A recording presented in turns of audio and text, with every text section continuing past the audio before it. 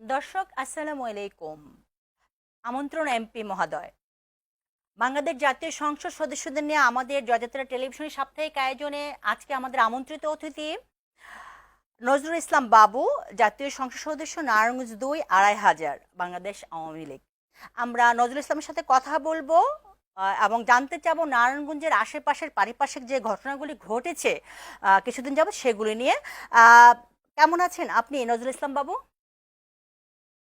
জি, আসসালামু আলাইকুম। ভালো। জি, আমরা শুরুতে আমাদের অনেক কটা প্রশ্ন আছে, বাট শুরুটা করতে চাচ্ছি আমি যে নারায়ণগঞ্জে যে একটা ঘটনা ঘটেছে, ভাইরাল ইস্যু, যে একটা আলোচিত ঘটনা, যে আসলে হোটেলে যে কোনো ব্যক্তি তার প্রিয়জনকে নিয়ে যেতেই পারে, তাই বলে কি এটাকে এইভাবে সাধারণ মানুষ অ্যাটাক করতে পারেন কিনা? আপনার কাছে আমার প্রশ্ন যে এই নারায়ণগঞ্জের যে ঘটে যাওয়া ঘটনা, হেফাজত নেতা মামুনুল হককে নিয়ে যে ঘটনা ঘটেছে, আমরা দেখছি সারা বিশ্বব্যাপী এটা ভাইরাল হয়েছে। আসলে হোটেলে আপনিও যেতে পারেন, আমিও যেতে পারি, যে কেউ যেতে পারে। সাধারণ মানুষ এটাকে অ্যাটাক করার কারণটা কি? এটা কি কোনো আম, ঘোষিত কোনো ঘটনা বা চক্রান্ত কিনা আমি আপনাদের কাছে জানতে চাই। দেখেন, আমি আপনাকে একটা কথা বলি। জি। হোটেল, রেস্টুরেন্ট, রিসোর্ট এগুলি তৈরি হয় মানুষ যাওয়ার জন্য। মানুষ যাবে, এটি তো স্বাভাবিক, তাই না? কিন্তু মামুনুল হক সাহেব গিয়েছেন হলো সেখানে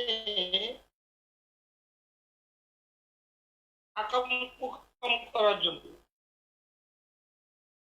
মিথ্যাচার করার জন্য। একজন মাওলানা যখন রিসোর্টে যায়, তখন মানুষের কাছে কৌতূহল জাগে, তখন তাকে জিজ্ঞাসা করাটা স্বাভাবিক একটা বিষয়।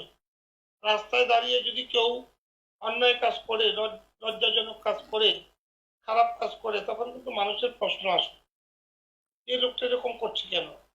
কিছু কৌতূহলী মানুষ তাৎক্ষণিকভাবে জিজ্ঞেস করে, যদি এটা পুলিশে দেওয়ার মতো হয় পুলিশে দেয়, যদি চট্টাপ্পর দেওয়ার মতো হয় দিয়ে শাসন করে।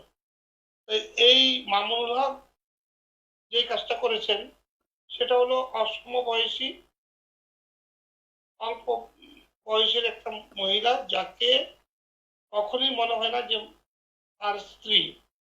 তিনি একজন মাওলানা বটে, আবার হেফাজত নামদারি একটি সংগঠনের নেতৃত্ব দেন। সেই ব্যক্তি যখন রিসোর্টে যে 501 নম্বর রুম ভাড়া নেন, সেখানে তার প্রথম স্ত্রী যে নাম, সেই নাম এবং তার নাম দিয়ে রুমটা ভাড়া নেন। ওই রিসোর্টে তো শুধু একাই সে ব্যক্তি না, অন্যরা থাকেন। যারা দেখেছেন তারা, তাদের মনে হয়েছে যে এই যাওয়ার সময় একটা জুটি, কোনো অন্যায় কাজ করার জন্য বাইরে থেকে কোনো ডেকে আনা মহিলা। সেই কারণে তাকে সন্দেহজনক ভাবে উৎসুক জনতার পক্ষ থেকে ওই রিসোর্টের মধ্যে বর্ডার যারা, তারা তাকে প্রশ্ন করেছেন। এরই মধ্যে এটা চারদিকে ছড়ে যায়। তাৎক্ষণিকভাবে ওই এলাকার লিডারশিপ, যারা বিভিন্ন সংগঠনের সাথে জড়িত, তারা সেখানে হইচই এবং এটা এই প্রভাকাণ্ড শুনে যান।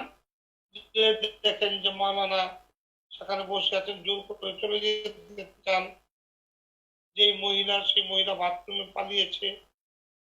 তার কাছে জিজ্ঞেস করছে এই মহিলাকে, তিনি বলছেন আমার দ্বিতীয় বিবাহিত স্ত্রী। দ্বিতীয় বিবাহিত স্ত্রীর নামে যদি রুমটা বরাদ্দ থাকতো, তাইলেই কিন্তু আর কোনো সমস্যা থাকতো না। মহিলাকে জিজ্ঞেস করছে নাম কি, মহিলার নাম বললো ঝর্ণা। ওনাকে জিজ্ঞেস করলো আপনার স্ত্রীর নাম কি, সে বলছে আমেনা তৈয়বা। এই যে একটা মৃত্যু, যে দ্বিতীয় বউ যদি হয় তাহলে সমস্যা কি? একটা মানুষ তো একাধিক বিয়ে করতে পারে। নজরুল ইসলাম তারপরে বাবু, সাংবাদ আপনি আপনি জানায়। নজরুল ইসলাম বাবু, আপনি বললেন মেয়েটা ছোট মেয়ে, বাচ্চা মেয়ে, কিন্তু আমরা যতটুকু জেনেছি মেয়েটার 16-17 বছর একটা ছেলে আছে এবং 12-13 বছর আরেকটা বাচ্চা আছে। আমি সে বাচ্চা মেয়ে বলি নাই, আমি বলছি অসমবয়সী এবং ভাইদের একটা মানে মেয়ে অসম দেখাশোনায়। বয়সে কি সম্পর্ক করা যায় না? তাহলে আপনাদের কি প্রমাণ নেই যে 80 বছরের বয়স্ক বৃদ্ধা 18 বছরের যুবতীকে বিয়ে করছে? আমাদের রেলমন্ত্রী তো সেটার প্রমাণ। প্রধানমন্ত্রী তো বিয়ে করেছে ডাকডোল বাজিয়ে, আপনাকেও দাওয়াত করেছে, আমাকেও দাওয়াত করেছে। আর মামুনুল হক তো রিসোর্টে গেছে আকাম কুকাম করতে। এটা তো মানুষের বুঝতে বাকি থাকে না, সেই জন্য সন্দেহ, বুঝছেন না বিষয়টা। আপনি যে প্রশ্নটা করছেন আমি খাঁটি বাংলায় বলি, যে এরকম একটা মানুষ যে প্রতিনিয়ত ফতুয়া দেয় মেয়েদের কিভাবে চলতে হবে, পুরুষ কিভাবে চলছে, বাংলাদেশে কি ঘটনা ঘটছে, কোনটা এই ইসলাম বিরোধী, যে মানুষটা এত কিছু করে, সে যখন এই ধরনের ঘটনার সাথে জড়িত হয় তখন স্বাভাবিক কারণেই মানুষের মধ্যে এই বিষয়টি নিয়ে উৎকণ্ঠা জেগে ওঠে। ওই উৎকণ্ঠা থেকেই কিন্তু সেখানে এই যুবলীগের নেতারা গিয়েছেন, গিয়ে জিজ্ঞেস করেছেন ভাই কি হয়েছে, উনি বললেন আমার দ্বিতীয় স্ত্রী, অন্যায় কিছু না, তারা ছেড়ে দিয়েছে। পরবর্তীতে দেখা গেল ওই মহিলা তার কোনো স্ত্রী না, ওই মহিলা বাইরের একটি মহিলা, যে আরেকজনের যার স্ত্রী আমরা দেখেছি, আমরা ফেসবুকে সেটা দেখেছি, সেটা আরেকজনের স্ত্রী। আমরা একটু অন্য প্রসঙ্গে যেতে চাই। আসলে যারা কুকর্ম করে তারা কুকর্মের বিরুদ্ধে কথা বলে থাকেন, এইটাই চিরাচরিত নিয়ম হয়ে আসছে। আমরা আরো দেখেছি আরো বড় বড় হুজুরে অনেক বক্তব্য দিচ্ছেন। আমরা একটু জানতে চাই, নারায়ণগঞ্জের শীতলক্ষায় কার্গো জাহাজে লঞ্চডুবিতে 34 জনের মৃত্যু, সেইটা যেই কার্গো জাহাজের ধাক্কায় লঞ্চটা ডুবেছে, সেই কার্গো জাহাজ অনুমোদনহীন ছিল এবং সেটা এখন বর্তমান একজন এমপি। এই বিষয়টা আপনারা কি চোখে দেখেন, আপনারা যারা পার্লামেন্ট সদস্য আছেন, জাতীয় সংসদ সদস্যের সাথে আছেন, আসলে এইগুলিকে রাজনৈতিক ব্যক্তিত্ব যারা আছেন, রাজনীতি যারা করেন, তারাই কি আসলে এই অপকর্মগুলি করে থাকেন বা ওই দুর্নীতি বা অনৈতিক কাজগুলি করে থাকেন কিনা? না হয় অনুমোদনহীন একটা কার্গো কিভাবে চলাচল করে?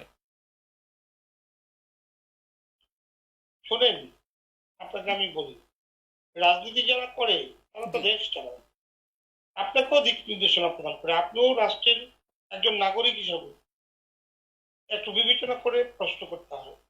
রাজনৈতিক নেতারা যদি এই দুর্নীতি করে তাহলে দেশ সামনের দিকে এগিয়ে যাচ্ছে কিভাবে? দুর্নীতি করে যারা, তাদেরকে দৃষ্টান্তমূলক শাস্তি দেবে সরকার।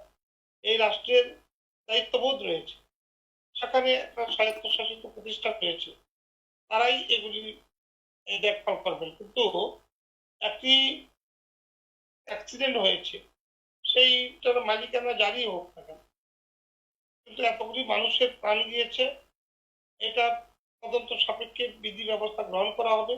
তাৎক্ষণিকভাবে নারায়ণগঞ্জ ডিসি সহ লোকাল প্রশাসন, জনপ্রতিনিধি, আমরা সকলেই এটা খোঁজ খবর নিয়েছি। কিন্তু নদীতে লঞ্চ ডুবে গিয়েছে, সেখানে মানুষ মারা গিয়েছে, সেইটা রাজনৈতিক নেতারা করছে। এইটা যদি হয় প্রশ্ন, এটা যদি হয় আমার, এই প্রশ্নের উত্তর যদি আমাকে দিতে হয়, তাহলে আমার মনে হয় যে আসলে সার্বক্ষণিক আপনারা এই সাংবাদিকতা করেন সাংবাদিকতার নামে, এই হলদের সাংবাদিকতা করলে প্রশ্নের উত্তর পাওয়া যায় না।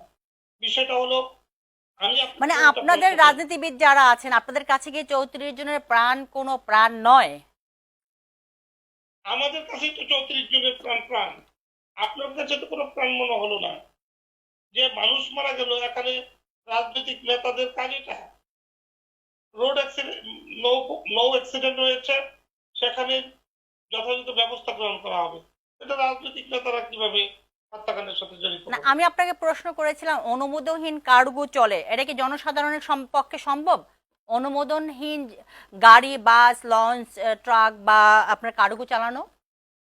অনুমোদনহীন কিনা এটা তদন্ত সাপেক্ষে জেলে ব্যবস্থা গ্রহণ করার ব্যবস্থা রয়েছে, আইনি ব্যবস্থা রয়েছে। এটার সাথে তো কোনো রাজনৈতিক নেতার বিষয় না। যে কোনো মানুষেরই তো জাহাজ থাকতে পারে, যে কোনো মানুষের তো লঞ্চ থাকতে পারে, যে কোনো সময় লঞ্চ ঢুকতে পারে। কিন্তু যার হোক, আপনার হোক, আমার হোক, এই সবার বেলা একই আইনে ব্যবস্থা গ্রহণ করা হবে। আমরা জনগণ, সাধারণ জনগণ দেখি যে যারা আসলে ক্ষমতাবান, ক্ষমতার বলে অনেক কিছুই অনুমোদনহীন চালাতে পারে, তাদের আসলে ধরাছোঁয়ার বাইরে থাকে। আমরা একটু দর্শকদের বলতে চাই, দর্শক আপনারা যদি এই জাতীয় সংসদ সদস্য নজরুল ইসলাম বাবুর সাথে কথা বলতে চান, প্রশ্ন রাখতে চান, 0248040486 এই নাম্বারে কথা বলতে পারেন, প্রশ্ন করতে পারেন, এবং 0248040378 স্ক্রলে দেওয়া আছে নাম্বারটি, সেই নাম্বার দেখে আপনি কল করতে পারেন। নজরুল ইসলাম বাবু, আমরা ধরেই নিলাম যে রাজনীতিবিদ যারা আছেন, পাওয়ারে যারা আছেন, যারা রাষ্ট্র চালাচ্ছেন, দেশ চালাচ্ছেন, তাদের ক্ষমতার বলে তারা অনুমোদনহীন কার্গো চালাচ্ছে। আমরা আপনার ফেসবুক স্ট্যাটাসে দেখেছি সোনারগাঁতে গাড়ি, নান্নুর বাড়িতে গাড়ি এবং অফিস ভাঙচুর, সেখানে আপনি প্রশ্ন রেখেছেন তারা সাহস পায় কিভাবে। আপনি তো একজন বড় রাজনীতিবিদ, আপনার এইখানে এইটা কিভাবে ঘটলো? তার মানে কি শাসন, আইন আছে শাসন নাই, আইনের শাসন কথা নেই? কিন্তু বোঝা যাচ্ছে না। জি, আপনার ফেসবুক স্ট্যাটাসে আমরা দেখেছি আপনি লিখেছেন সোনারগাঁতে নান্নুর বাড়ি গাড়ি এবং অফিস ভাঙচুর করার সাহস কিভাবে পায়। আপনি একজন রাজনীতিবিদ এবং আপনি ক্ষমতাবান রাজনীতিবিদ, ক্ষমতায় আছেন এই মুহূর্তে। তো আপনারা এই ক্ষমতা থাকা অবস্থায় আপনাদের এই এলাকায় কিভাবে অফিস ভাঙচুর করে, গাড়ি ভাঙচুর করে? আমরা দৃশ্য দেখেছি অফিস ভাঙচুরের এবং গাড়ি ভাঙচুরের। না, আমি তো এই নিশ্চয়ই, এটা আমার প্রশ্ন জি যে নান্নু সেখানে একটা অপরাধীকে আইনের হাতে তুলে দিয়েছেন, নান্নুর সেখানে ব্যবস্থা গ্রহণ করেছেন, নান্নুর বাড়িতে এর প্রতিবাদে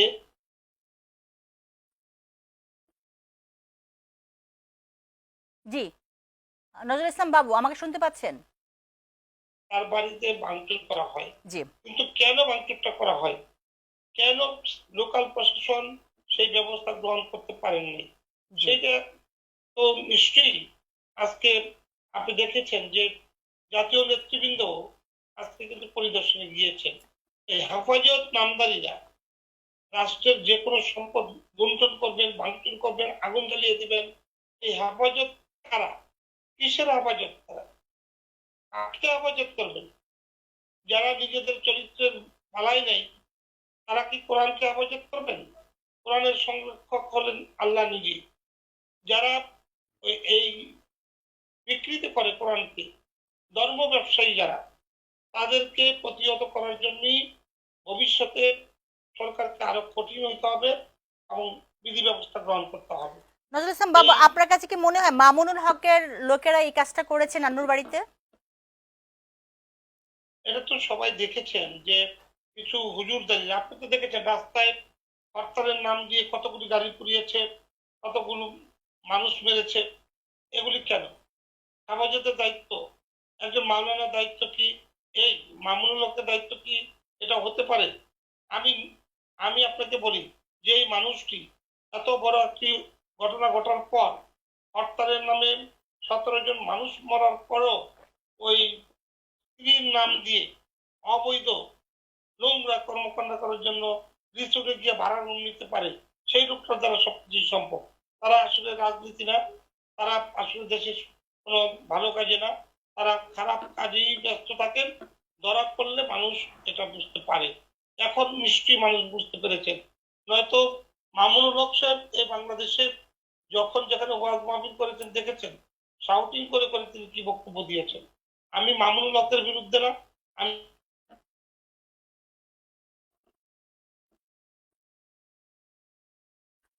আহ সংযুক্তি, জি জি জি কি শুনছেন জি জি শুনতে পাচ্ছি, শুনতে পাচ্ছি। জি কি কারণে মামুনুল হক সাহেব সেখানে যেতে পারবেন না? আপনি প্রথম প্রশ্ন আমাকে করেছেন। মামুনুল হক সাহেবরা এই কারণেই যেতে পারবেন না যে এটা হলো বিবেক বুদ্ধি আত্মসংযম যদি বিবেচনা করে, তাহলে সব জায়গায় সবাই যেতে পারে না।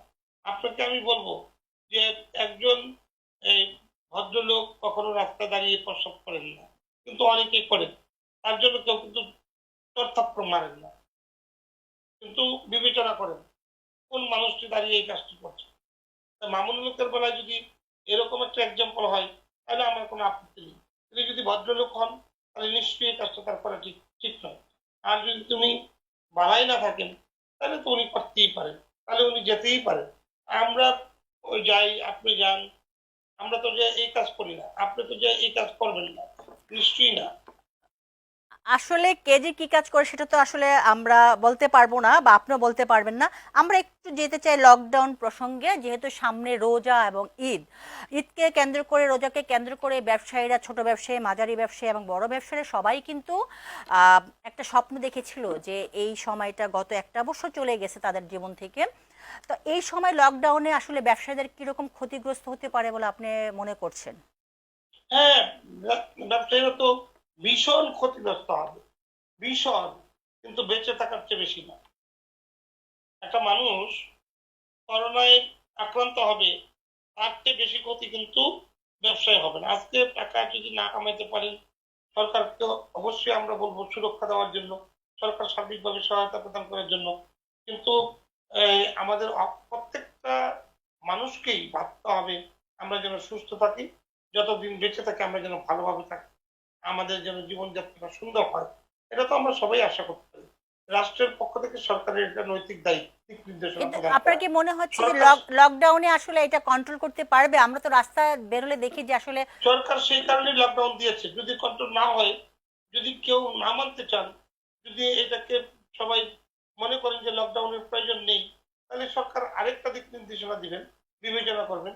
কিন্তু সরকার তো চাইবেনই দেশের নাগরিকদের মঙ্গল, ভালো কিছু। যদি আমরা এটা না বুঝতে চাই, তাহলে সরকার নিশ্চয়ই বিধি ব্যবস্থা গ্রহণ করবে। এটা এই ক্ষতি লাভ ক্ষতির হিসাব করলে এরকম যে রাষ্ট্র পরিচালনায় যিনি থাকেন, ওনার নৈতিক দায়িত্ব হলো নাগরিকদের স্বাস্থ্য সেবা দেওয়া, সেই ক্ষেত্রে সার্বিক সহায়তা প্রদান করা। সরকার তা করছে। আমি যদি স্বাস্থ্য সেবা দিতে না চাই, আগ্রহী না হই, নিজে নিজে যদি আমি ওই স্বাস্থ্যবিধি না মানি, তাহলে ক্ষতিগ্রস্ত ব্যক্তি হিসাবে আমি ক্ষতিগ্রস্ত হব। কিন্তু রাষ্ট্র এর জন্য দায়বদ্ধ হয়ে যায়। সেই জন্যই রাষ্ট্র সবসময় চেষ্টা করেন দেশের নাগরিকের সুবিধা। কিন্তু নজরুল ইসলাম বাবু, আমরা অনেকে বলতে শুনি, দেখতে শুনি, এবং অনেকেই প্রশ্ন রাখছেন যে জীবন না জীবিকা, একটা কোশ্চেন মার্ক, যে আসলে জীবন আগে না জীবিকা আগে। আপনার কাছে কি মনে হয় কোনটা আগে? এই জীবন আগে থেকেই তো জীবনের জন্য যুদ্ধ করতেছি। এটা আমাদের প্রত্যেকেই সচেতন হতে হবে, এবং সরকার আমাদেরকে সার্বিক সহায়তা প্রদান করতে হবে। সরকারটা সরকার করতে চাচ্ছেন, আমারটা আমি নিব কি নিব না, এটা আমার বিবেকের বিষয়। আমার কাছে মনে হয় জীবন না থাকলে জীবিকা দিয়ে কি হবে। আবার জীবিকা না থাকলে তো জীবন থেকে লাভ কি? তখন তো খেতে পারবে না। তাদের তো প্রশ্ন, যারা ব্যবসায়ী আরে আছে। ভাই, আই কোশ্চেন টু ইউ, আপনার যদি কোনো ইনকাম দরকার হয়, তাহলে আপনাকে বাঁচতে হবে। আপনি যদি না বাঁচতে চান, তাহলে আপনি ইনকাম দিয়ে কি করবেন? কিন্তু অনেক আমাকে অনেক জীবন ধারণ করতে হলে কর্মের দরকার হবে। আগে আপনি সুস্থ থাকেন, ভালো থাকেন, তারপরে আপনি কর্মের চিন্তা করেন। আপনি যদি মরেই যান, আপনি কর্মের চিন্তা করেন না।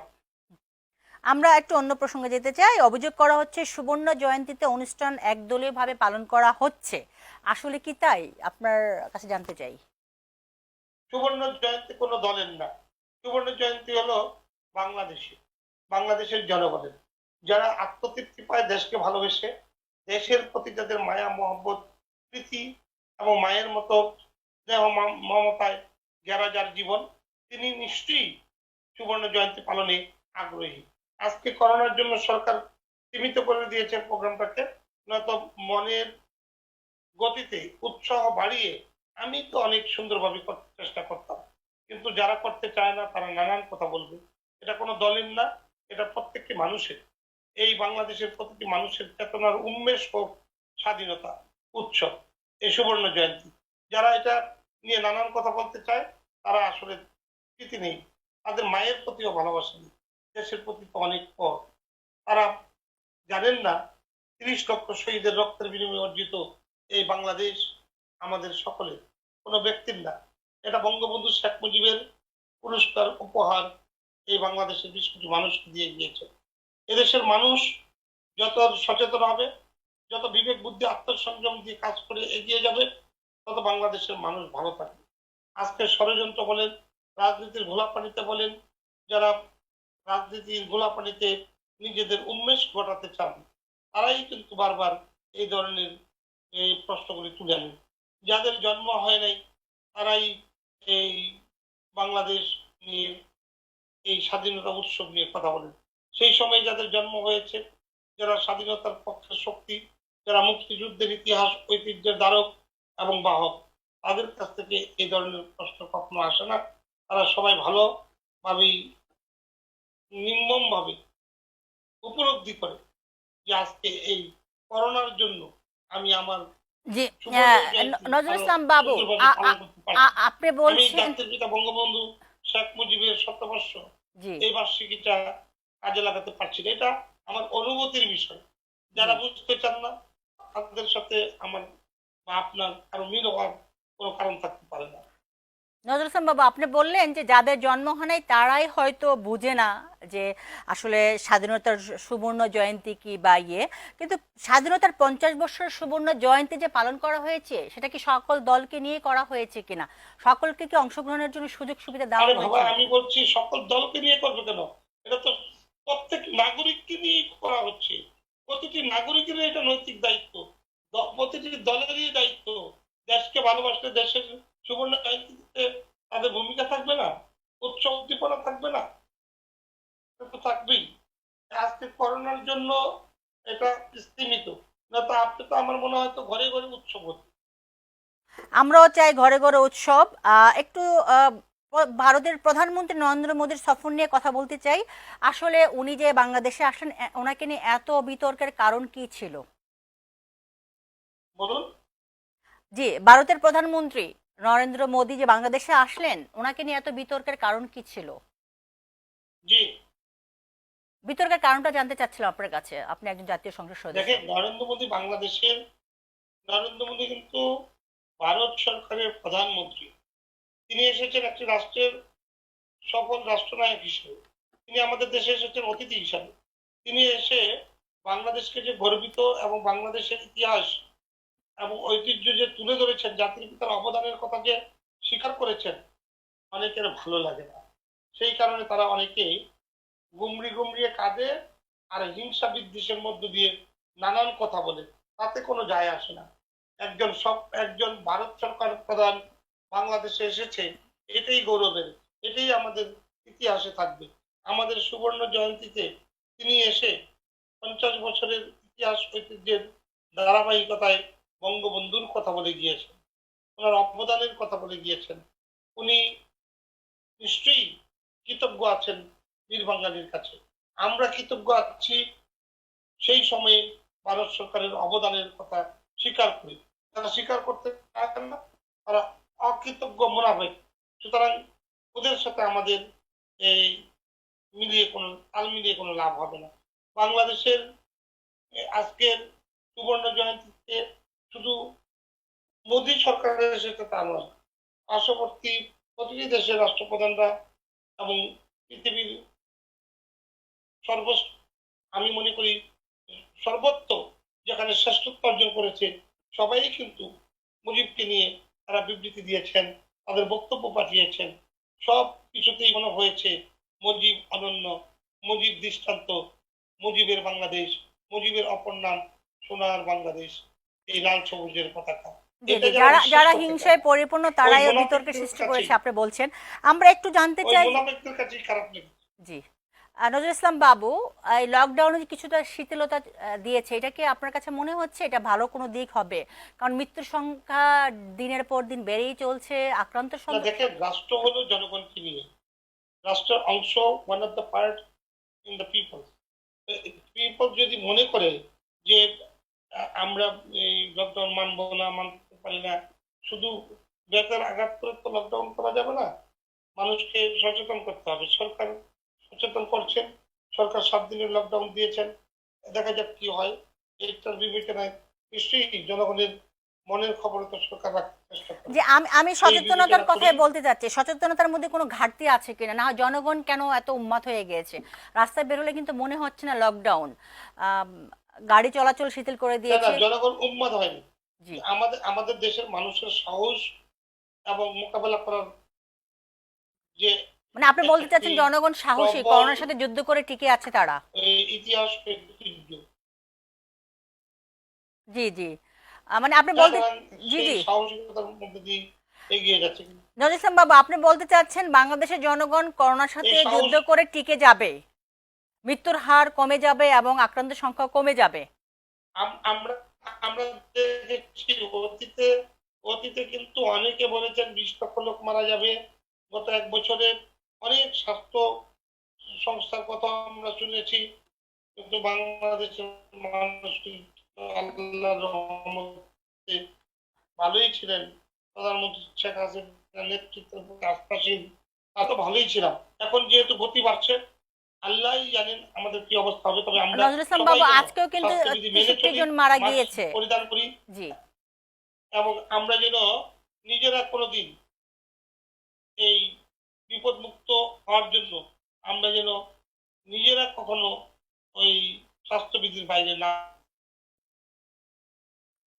জি, আমরা আসলে অনুষ্ঠানের শেষ মুহূর্তে চলে আসছি। আমি আপনার কাছে ছোট্ট করে জানতে চাই, বাংলাদেশে বর্তমান গণতন্ত্রকে কাঙ্ক্ষিত গণতন্ত্র বলে আপনি মনে করেন কিনা? কেটে গেছিল। জি না, আমি আপনাকে শুনতে পাচ্ছি নজরুল ইসলাম বাবু, আপনাকে আমি শুনতে পাচ্ছি। জি, আমি আপনাকে ছোট্ট করে জানতে চাই যে বাংলাদেশের বর্তমান গণতন্ত্র কি কাঙ্ক্ষিত গণতন্ত্র বলে মনে করেন কিনা আপনি? বাংলাদেশে গণতন্ত্র, আমরা গণতন্ত্র রাষ্ট্রে কথা বসবাস শোনা যাচ্ছে করছি। না। জি জি, আমরা গণতন্ত্র রাষ্ট্রে বসবাস করছি, সেই গণতন্ত্রকে কাঙ্ক্ষিত। বাং- জি, গণতন্ত্রের কথা বলছি আমি আপনাকে। বাংলাদেশে গণতান্ত্রিক বাংলাদেশ, এদেশের মানুষের অধিকার আদায়ের জন্য এই গণতন্ত্র প্রতিষ্ঠার লড়াই সংগ্রামে তো আমরা এরশাদ, খালেদা জিয়া, জিয়াউর রহমানকে মোকাবেলা করেই তো গণতন্ত্র প্রতিষ্ঠা করেছি। আজকে গণতন্ত্রকে যারা ধ্বংস করতে চায় তাদেরকে আবার মোকাবেলা করছি। যারা গণতন্ত্রের ইতিহাস ঐতিহ্য ভুলে গিয়ে বাংলাদেশে নির্বাচনে আসতে চান না, নির্বাচন বয়কট করেন, নির্বাচনের পূর্বে মানুষ মারেন, গাড়ি পোড়েন, তাদের কাছ থেকে গণতন্ত্র ছিনিয়ে এনে পূর্ণ প্রতিষ্ঠিত করার সংগ্রাম এখন চলছে। সুতরাং এদেশের মানুষই গণতন্ত্র ধরে রাখবেন। যারা রাজনীতির নামে গণতন্ত্রকে থুবড়ে মেরে এই গণতন্ত্র হারিয়ে যাওয়ার রাখতে কারণটা চায় কি নজরুল ইসলাম তাদের বাবু? কাছ থেকে আপনি বলতেছেন ফিরিয়ে আনার চেষ্টা করছেন, ধরে রাখার চেষ্টা, বাট হারিয়ে যাওয়ার কারণটা কি, পিছিয়ে পড়ার কারণটা কি? গণতন্ত্রকে বারবার আয়নার মোকাবেলা হতে হয়েছে। আপনি দেখেছেন এই বাংলাদেশকে যিনি নেতৃত্ব দিয়ে স্বাধীন করেছেন, সেই জাতির পিতাকে হত্যা করার পর এই দেশে গণতন্ত্রকে কবর রচনা করে দিয়ে রাষ্ট্রীয় ক্ষমতায় এসেছেন জিয়াউর রহমান। জিয়াউর রহমান হত্যাকাণ্ডের পর এই দেশে রাষ্ট্রীয় ক্ষমতায় এসেছেন আরেকজন, একই কায়দায় বন্দুক নিয়ে, হোসেন মোহাম্মদ এরশাদ। ওনাদেরকে মোকাবেলা করে আমরা যখন গণতন্ত্রের প্রতিচ্ছবি হিসাবে বাংলাদেশকে সুষ্ঠু সুন্দর নির্বাচনের মধ্য দিয়ে ক্ষমতায় অধিষ্ঠিত ধারাবাহিক গণতন্ত্র এগিয়ে নিয়ে যেতেছিলাম, তখন আবার এদেশে ষড়যন্ত্রকারীরা কিন্তু জনগণ কিন্তু অন্য গণতন্ত্রের কথা বলছে, জনগণ লেবাস করে বলছে যারা আপনারা হারাতে চাচ্ছেন গণতন্ত্র, আপনারা গণতন্ত্রকে রুখে দাঁড়াতে চাচ্ছেন, আপনারা রক্ষা করতে পারছেন না গণতন্ত্র। আমরা আমরা আপনারা উন্নয়নের কথা বলে গণতন্ত্র হরণ করতে চাচ্ছেন। আমরা আসলে বিদায় নিতে চাই দর্শকদের কাছ থেকে। আমরা জানতে চাই আপনার বর্তমান আপনার এলাকার জন্য আপনার পরিকল্পনাগুলি কি কি। আপনাকে নিশ্চয়ই আপনার এলাকার মানুষ দেখছে, এই যাবৎ কি কি করেছেন, আপনি যা যা বাংলাদেশের কমিট। গণতন্ত্র হাইজ্যাককারী যারা, জি তাদেরকে রাজনৈতিকভাবে বিতাড়িত করেই এদেশে গণতন্ত্র পুনঃপ্রতিষ্ঠিত করার লড়াই সংগ্রাম এগিয়ে যাচ্ছে। এবং এখন গণতন্ত্র আছে বলেই বাংলাদেশ উন্নয়নের বাংলাদেশ হয়েছে, পদ্মা সেতুর বাংলাদেশ হয়েছে, বিদ্যুতের ভয়াবহতা দূর করে আলোকিত বাংলাদেশ হয়েছে। সুতরাং আপনাকে বুঝতেই হবে গণতন্ত্র বাংলাদেশে এক ধাপ আরো এগিয়ে এসেছে। আজকে স্কুল, কলেজ, মাদ্রাসা, মসজিদ সর্বক্ষেত্রে মানুষের প্রত্যাশা পূরণ হচ্ছে। আমার এলাকার বিষয়ে আমি বলবো, যতটুকু মানুষের প্রত্যাশা ছিল তার চেয়ে অধিক প্রত্যাশা পূরণে আমার মাননীয় প্রধানমন্ত্রী জননেত্রী শেখ হাসিনা সার্বিক সহায়তা প্রদানের মধ্য দিয়ে আমার এলাকাকে সুসজ্জিত করতে সক্ষম হয়েছে। আমাদের চাহিদা পূরণের মধ্য দিয়ে এলাকার প্রতিটি মানুষের মুখে হাসি এবং উজ্জ্বলতর ভবিষ্যৎ আমরা রক্ষার্থে কাজ করছি। নেক্সট প্রজন্ম যেন বলেন সুন্দর বাংলাদেশের একটি সুন্দর জায়গা হলো ২৫০০। সেই পর্যন্ত আমরা কাজ করছি। জি, নজরুল ইসলাম বাবু, আপনার ২৫০০-এ আপনার ভবিষ্যৎ পরিকল্পনা কি কি কি পরিকল্পনা আছে জানতে চাই আপনার মুখ থেকে। এই বাংলাদেশ যখন এগিয়ে যাচ্ছে ২৫০০ গতিশীল এই প্রতীক রেখে মানে এগিয়ে আপনার যাচ্ছে, পরিকল্পনা জানতে চাই, এবং আপনার কোনো পরিকল্পনা একই আছে সময় কিনা? ২৫০০ আমরা শিক্ষায় দীক্ষায় আলোকিত ২৫০০ গড়ে তুলবো, যেখানে কোনো মানুষ অশিক্ষিত থাকবে না, যেখানকার মানুষগুলো মানুষের মতো মানুষ হয়ে এই বাংলাদেশ নেতৃত্ব দিবে, এবং এই ২৫০০ মানুষ বঙ্গবন্ধুর কন্যার পাশে থেকে সোনার বাংলাদেশ গড়ার, ডিজিটাল বাংলাদেশ গড়ার প্রত্যয় পূরণ করবে। এবং শুধু তাই নয়, আমরা চাচ্ছি ২,৫০০-এর আগামী দিনে যে চিন্তা চেতনা, আমরা এটাকে আধুনিক শহরে রূপান্তর করতে। আজকে গ্রাম হয়েছে শহর, আগামী দিনে এই শহরটি হবে সিটি কর্পোরেশন। সেই পর্যন্ত আমরা কাজ করে যেতে চাই। জি, নজরুল ইসলাম বাবু, অসংখ্য ধন্যবাদ। আমরাও চাই স্বাধীনতার 50 বছর সুবর্ণ জয়ন্তীতে আমরাও আশাবাদ ব্যক্ত করছি যে বাংলাদেশ উন্নয়নের শীর্ষ শিখরে পৌঁছাবে আগামী কিছুদিনের মধ্যে। নিজস্ব অর্থায়নে যেহেতু পদ্মা সেতু হয়েছে, আপনাকে অসংখ্য ধন্যবাদ আপনার মূল্যবান সময় জয়যাত্রা টেলিভিশনকে দেওয়ার জন্য। প্রিয় দর্শক মণ্ডলী, এই ছিল আজকে আমাদের আয়োজন। দেখা হবে আগামী বুধবার ঠিক এই সময় নতুন কোনো সংসদ সদস্যের সাথে। সেই পর্যন্ত ভালো থাকবেন, সুস্থ থাকবেন, সুন্দর থাকবেন এবং মাস্ক পরিধান করবেন। আল্লাহ হাফেজ।